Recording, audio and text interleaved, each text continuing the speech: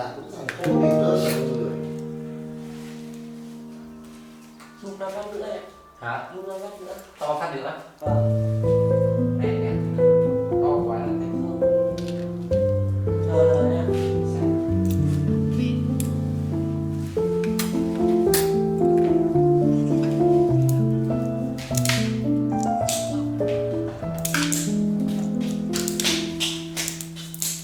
Thì nó là Nguyễn Thị Hải, à bác Thị Hải thế nào? Không có thị, chỉ có Phạm Hải thôi. Cô Thị à? Không. Nhà chị chả ai có thị cả. Cô đây cơ à? Ờ. Cô đây. Để hạ sát.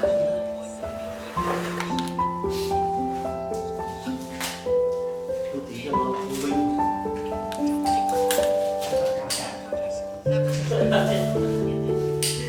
Ai chăm chị Mai như anh cười làm là Nó có những cái tình tiết để cho người nghe.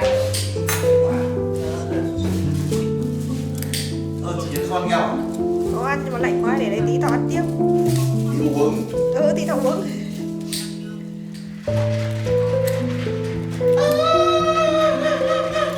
Mày im lại, tao xem phim không thằng kia. Mày biến cái này mày hút thuốc của mày. Trật tự để đại ca xem phim. Ngon quá.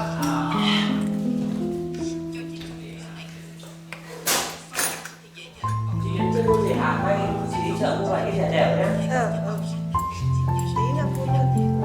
Không phải rẻ đều để xong rồi là ba